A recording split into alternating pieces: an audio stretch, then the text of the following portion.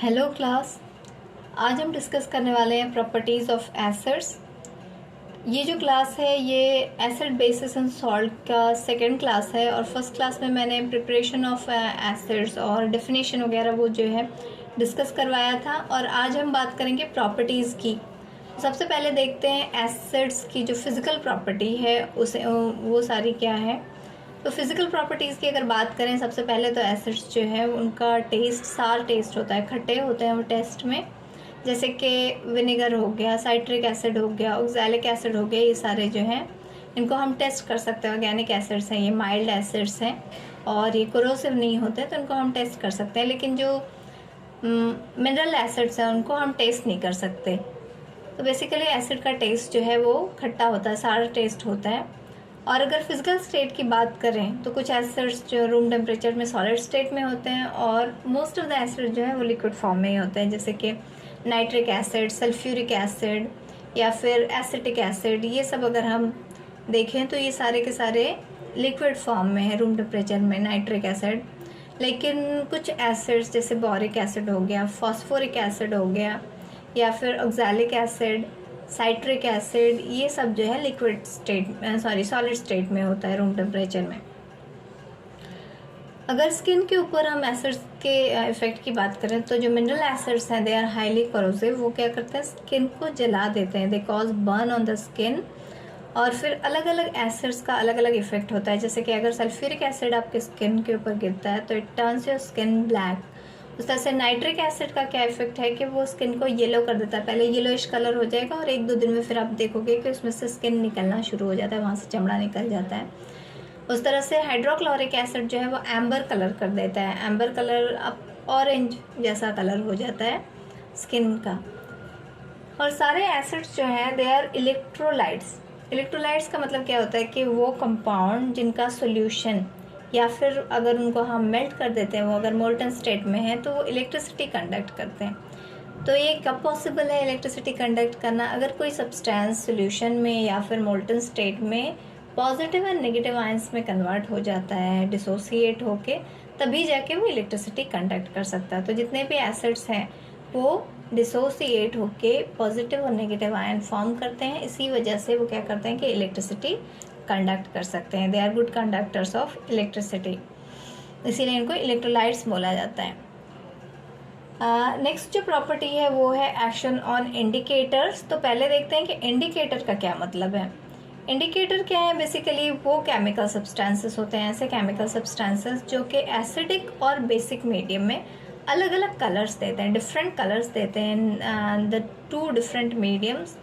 तो इसी वजह से हम क्या करते हैं, अगर इन केमिकल्स को यूज़ करते हैं हम एक सोल्यूशन में तो हमको पता चल जाएगा कि हमारा सोल्यूशन एसिडिक है या फिर बेसिक है। तो जो कॉमनली यूज़ होता है लैब में इंडिकेटर है वो है ब्लू लिटमस, मिथाइल ऑरेंज, फेनोफ्थैलिन, ये सारे इंडिकेटर्स यूज़ होते हैं। जो ये सारे जो हैं केमिकल इंडिकेटर्स हैं। इसके अलावा नेचुरल इंडिकेटर्स भी हैं। कुछ इंडिकेटर्स जो हैं वो अपना स्मेल चेंज करते हैं एसिडिक और बेसिक सोल्यूशन में। जैसे कि अनियन हो गया, वो अगर एसिडिक सोल्यूशन में है अनियन को हम अगर एसिडिक सोल्यूशन में यूज़ करते हैं तो उसका जो स्मेल है वैसा ही रहेगा और भी ज़्यादा स्ट्रॉन्ग हो जाता है। लेकिन अगर अनियन को आप एक बेसिक मीडियम में टेस्ट करते हो तो वो अपना स्मेल जो है वो उसमें, और स्मेल उसका पता नहीं चलेगा आपको कि ये जो है अनियन का इसमें कोई सब्सटेंस मिला हुआ है, तो अपना स्मेल लूज़ कर देता है इन बेसिक मीडियम में। तो इस टाइप के सोल्यूशन जिनका स्मेल चेंज होता है उनको बोला जाता है ऑल्फैक्टरी इंडिकेटर्स।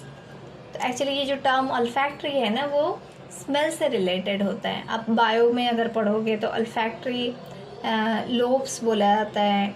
तो ये ऑल्फैक्टरी ऑर्गन है हमारा, नोज़ वगैरह जो है ऑल्फैक्टरी ऑर्गन है। तो बेसिकली ये जो टर्म अगर आप ऑल्फैक्टरी का मतलब होता है रिलेटेड टू स्मेल, तो वो तो हो गया ऑल्फैक्टरी इंडिकेटर्स। अनियन के अलावा ऑल्फैक्टरी इंडिकेटर्स जो है क्लव और वनीला, ये सब भी जो है लौंग और वनीला, वो भी जो है ऑल्फैक्टरी इंडिकेटर ही है। देन अगर हम केमिकल इंडिकेटर्स की बात करें तो ब्लू लिटमस जो है बेसिकली वो ब्लू कलर का सब्सटेंस है और अगर एक एसिडिक मीडियम में आप उसको यूज़ करते हो इट टर्न्स रेड, ब्लू से रेड हो जाता है। तो हमको पता चल जाता है कि जो हमारा सोल्यूशन है वो एसिडिक है। सिमिलरली मिथाइल ऑरेंज का जो कलर चेंज आता है इंडिकेटर का, उसका ये है कि मिथाइल ऑरेंज ओरिजिनली जो है वो ऑरेंज कलर का एक सोल्यूशन है, सब्सटेंस है, जिसको अगर आप एसिडिक मीडियम में यूज़ करते हैं तो वो रेडिश कलर या फिर पिंक कलर हो जाता है। उसी तरह से फेनोफ्थैलीन और एक इंडिकेटर है जो कि कलरलेस इंडिकेटर है, और एसिडिक सॉल्यूशन में वो कलरलेस ही रहता है, उसका कोई कलर चेंज नहीं होता। बट अगर आप इसको बेसिक में यूज़ करोगे तो फिर कलर चेंज करेगा, पिंक हो जाता है बेसिक में। तो ये हो गए इंडिकेटर्स जो कि एसिडिक और बेसिक मीडियम में डिफरेंट कलर्स देते हैं। Then come to chemical property.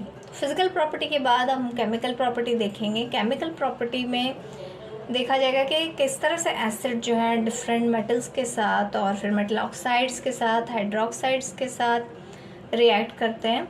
तो बेसिकली एसिड जो है उनमें जो एक्टिव पार्ट होता है, अगर हाइड्रोजन को छोड़ दें तो वो क्या है, नेगेटिव पार्ट है। जैसे कि HCl हो गया तो H+ अगर उसमें निकाल दो तो Cl- is the active part, या नाइट्रिक एसिड HNO3 हो गया तो NO3- is the active part.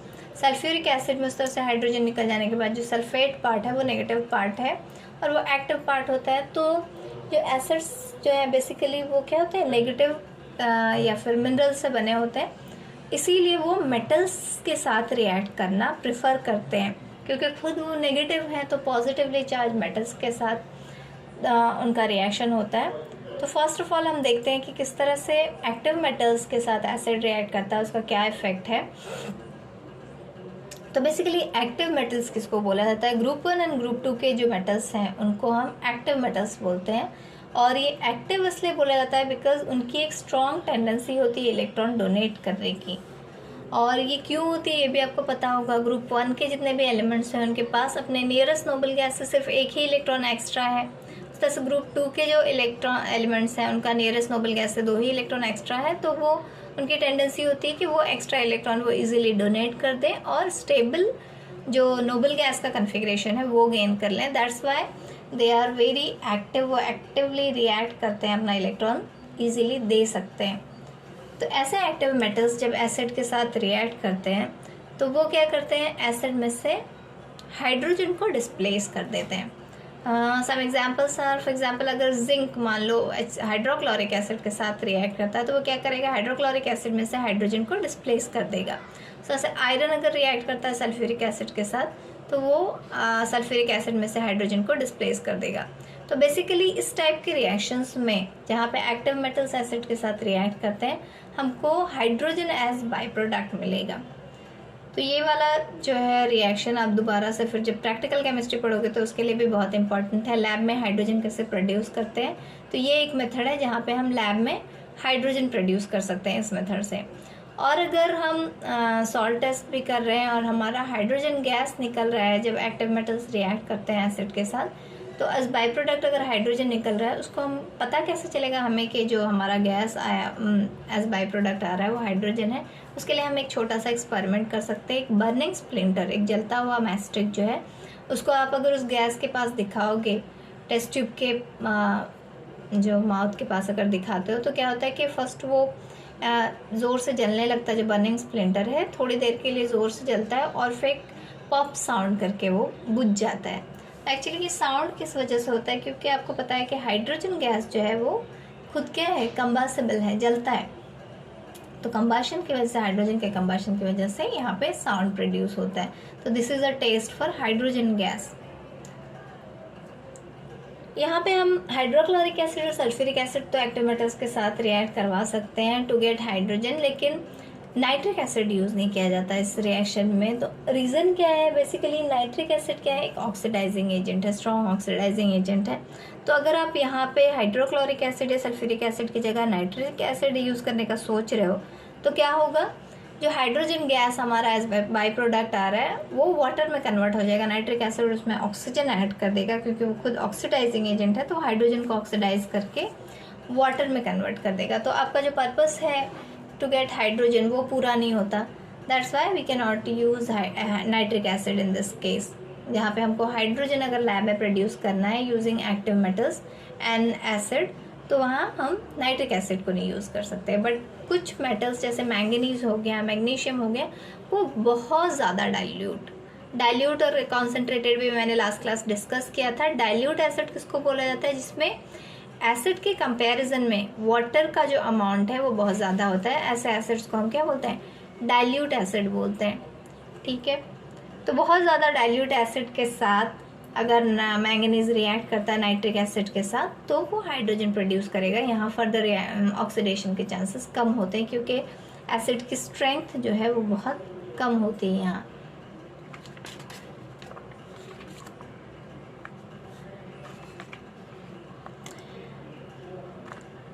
तो ये था एसिड का एक्टिव मेटल्स के साथ रिएक्शन। नेक्स्ट हम देखेंगे रिएक्शन विद बेसिस, और जिसको न्यूट्रलाइजेशन रिएक्शन भी बोला जाता है। न्यूट्रलाइजेशन रिएक्शन में क्या होता है कि जब एसिड बेस के साथ रिएक्ट करते हैं तो वो क्या करते हैं कि जो आपस में एक दूसरे के इफेक्ट को न्यूट्रलाइज कर देते हैं। इस प्रोसेस को the reaction of acid with base to produce salt and water, ये जो रिएक्शन है इसको बोला जाता है न्यूट्रलाइजेशन रिएक्शन। तो न्यूट्रलाइजेशन रिएक्शन में हम क्या यूज़ करते हैं? बेस। तो बेस की जगह क्या हो सकता है? बेसिक ऑक्साइड्स हो सकते हैं, बेसिक हाइड्रोक्साइड्स हो सकते हैं। ये जब एसिड के साथ रिएक्ट करेंगे तो सॉल्ट और वाटर प्रोड्यूस करेंगे। बेसिक ऑक्साइड्स को भी हम मतलब अगर डेफिनेशन देखा जाए तो बेसिस क्या होते हैं? वो सब्सटेंसेस जो हाइड्रोक्साइड आयन देते हैं एक्व सॉल्यूशन में। तो फिर ऑक्साइड क्यों लिया जा रहा है? क्योंकि ऑक्साइड भी अगर वाटर में डिजॉल्व होता है तो वो हाइड्रोक्साइड में कन्वर्ट हो जाता है। फॉर एग्जांपल अगर कैल्शियम ऑक्साइड आप ले रहे हो और वाटर में इसको डिजॉल्व करोगे तो वो क्या बन जाएगा? कैल्शियम हाइड्रोक्साइड बन जाएगा। तो both basic oxides and basic hydroxides are bases, और ये एसिड के साथ अगर रिएक्ट करते हैं they will produce salt and water. So let's see some examples.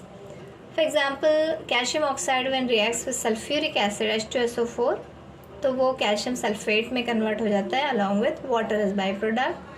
से सोडियम हाइड्रोक्साइड नाइट्रिक एसिड के साथ अगर रिएक्ट करता है तो it will produce sodium nitrate and water. तो ये हो गया आपका न्यूट्रलाइजेशन रिएक्शन।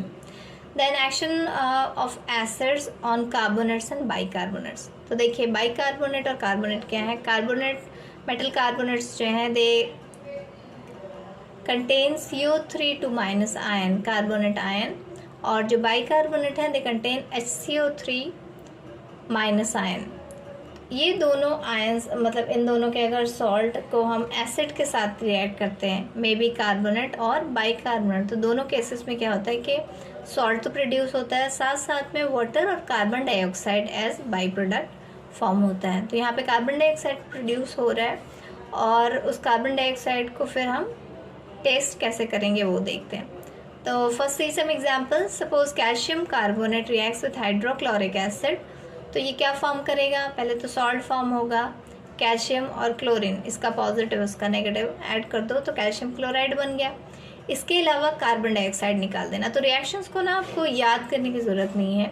देखिए जितने भी कार्बोनेट्स और बाइकार्बोनेट्स हैं वो for sure carbon dioxide gas liberate करते ही करते हैं और वाटर भी।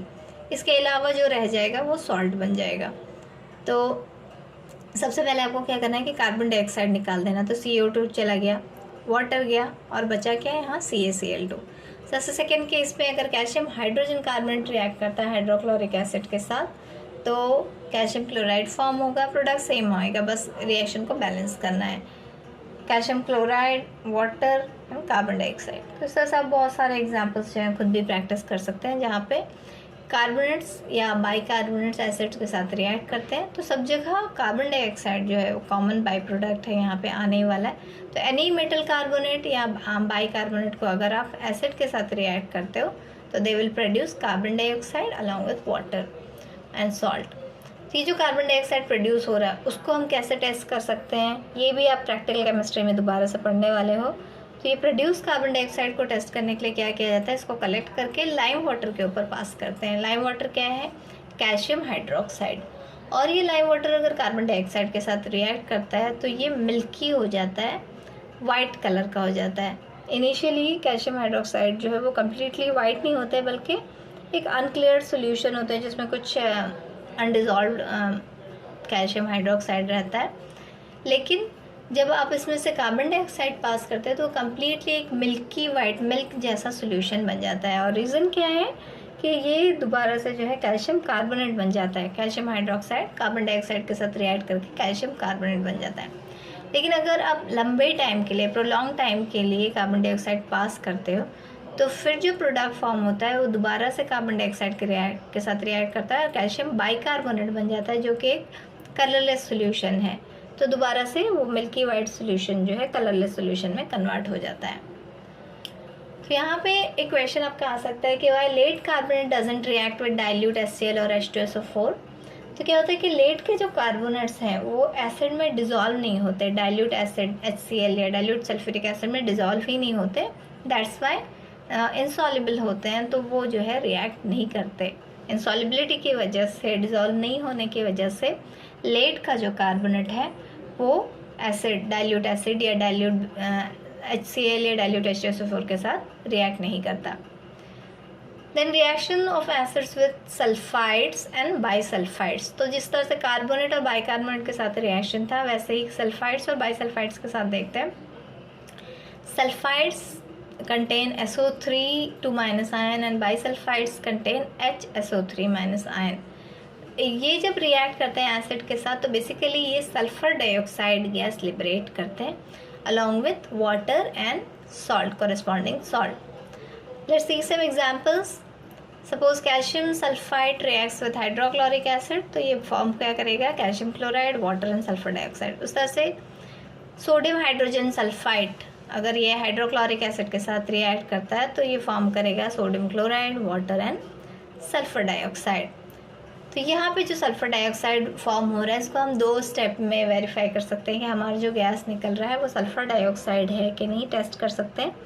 फर्स्ट ऑफ ऑल जब वो गैस लिबरेट होगा तो आपको एक अलग सी स्मेल आएगी, बर्निंग सल्फर स्मेल उसको बोलते हैं। जैसे हम माचिस की तीली जला देते हैं ना, तो उसके बाद देखना कि एक स्मेल रह जाता है कुछ देर के लिए, वो जो स्मेल है वो सल्फ़र के जलने का बर्निंग सल्फ़र स्मेल है। वैसा ही स्मेल एग्जैक्टली आपको आएगा जब सल्फ़र डाइऑक्साइड गैस लिबरेट होता है। इसके अलावा इस गैस को हम और कैसे टेस्ट कर सकते हैं कि potassium permanganate solution, KMnO4 solution, इसका एसिडिफाइड सोल्यूशन अगर हम लेते हैं और फिर सल्फ़र डाइऑक्साइड को उसमें से पास करते हैं तो क्या होगा, पोटेशियम परमैंगनेट ओरिजिनली एक पिंक कलर का कंपाउंड है या फिर हम बोल सकते हैं पर्पल कलर का कंपाउंड है, लेकिन जब आप सल्फ़र डाइऑक्साइड गैस पास करोगे तो ये उसको ऑक्सीडाइज करके कलरलेस कंपाउंड में कन्वर्ट कर देता है। तो ये हो गया test for sulphur dioxide. Then reaction with sulphides. Sulphides जितने भी मेटल सल्फाइड हैं अगर उनके साथ हम रिएक्ट करते हैं, मेटल सल्फाइड्स के साथ अगर हम रिएक्ट करेंगे एसिड्स को, then will get hydrogen sulphide which has a specific smell, protein egg smell होता है इसका, सड़े हुए अंडे जैसा स्मेल होता है एक्चुअली। और इस गैस को हम टेस्ट भी कर सकते हैं यूजिंग लेड एसीटेट।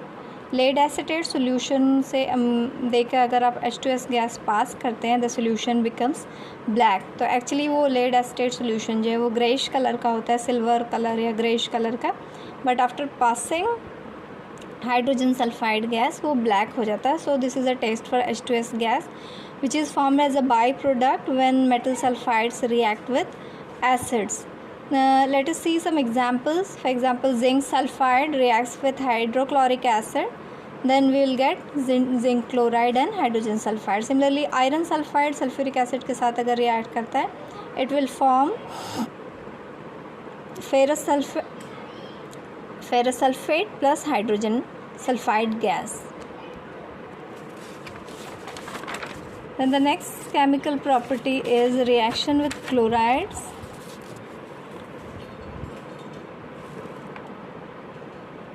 क्लोराइड्स के साथ बेसिकली जो एसिड्स हैं उनका रिएक्शन बहुत कम ही होता है और कोल्ड एंड डाइल्यूट एसिड्स तो रिएक्ट ही नहीं करते।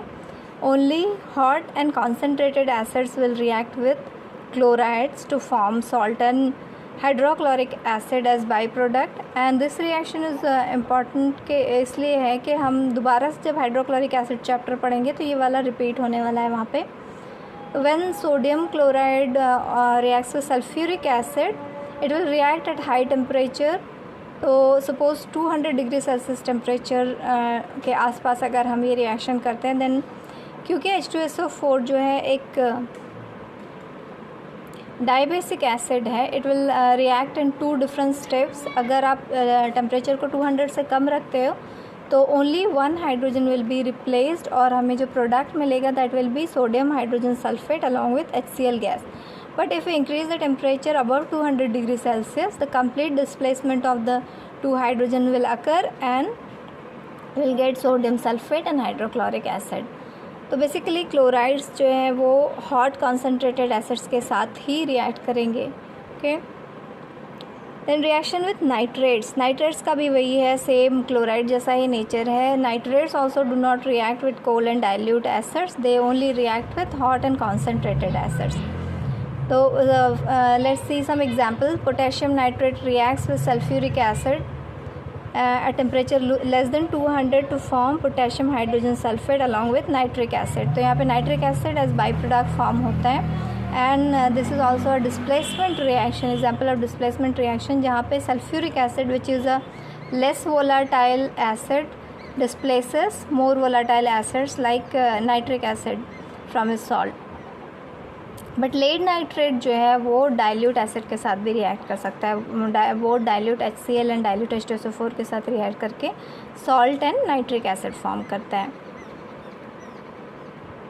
That much for today. और अगर आपको ये PDF क्लियर नहीं दिख रहा है तो मैंने PDF भी साथ में वीडियो के साथ अटैच किया है, तो वहाँ से आप देख सकते हैं।